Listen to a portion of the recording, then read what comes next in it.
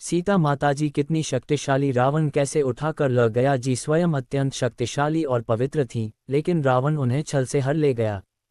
जब रावण सीता जी का अपहरण करने आया, उसने एक साधारण ब्राह्मण भिक्षु का रूप धारण किया था।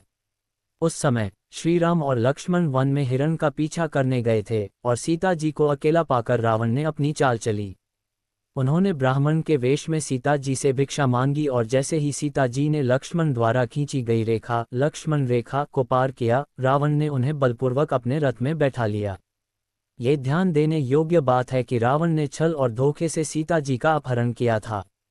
सीधे बल प्रयोग करने की शक्ति उसमें नहीं थी, क्योंकि वह जानता था कि यदि उसने मर्यादा का उल्लंघन किया तो उसे तुरंत दंड मिलेगा। रावण ने युद्ध से सीता जी का अपहरण नहीं किया, बल्कि अलावा मायावी सीता जी ने अपनी मर्यादा का पालन करते हुए किसी प्रकार की शारीरिक शक्ति का उपयोग नहीं किया, क्योंकि वह श्रीराम और धर्म के प्रति समर्पित थीं। उन्होंने ये सुनिश्चित किया कि उनकी आस्था और धर्म संकट में भी अडिग रहे।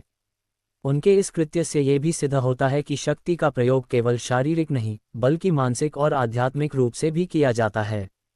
रामायण के इस प्रसंग से और गहराई से जुड़ना चाहते हैं? श्री राम और सीता जी की भक्ति में रमने के लिए राम चालीसा और राम आरती का पाठ करें। इससे आपको भगवान राम के जीवन और गुणों को समझने का अवसर मिलेगा।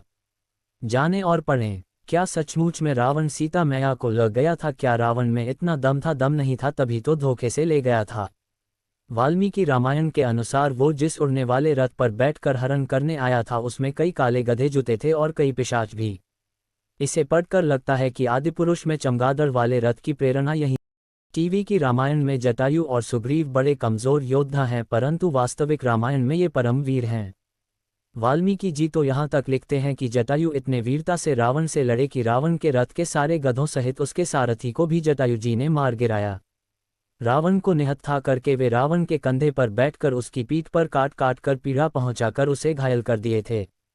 लेकिन फिर उसने सीता जी को पृथ्वी पर रखकर निहत्थे जटायु पर शस्त्र प्रहार किया। इसी कारण जटायु हार गया। पता नहीं रावण को लोग इतना ज्ञानी क्यों कहते हैं।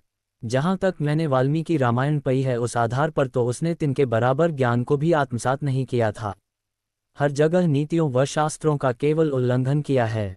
परंतु आपके संदेह का कारण शायद सीता जी की पतिव्रता शक्ति है, तो इसका जवाब स्वयं सीता जी हनुमान जी को सुंदरकांड में देती हैं, जहां हनुमान जी सीता जी से विनती करते हैं कि माता आप मेरी पीठ पर सवार हो जाइए, मैं आपको अभी प्रभु के पास पहुंचा देता हूं।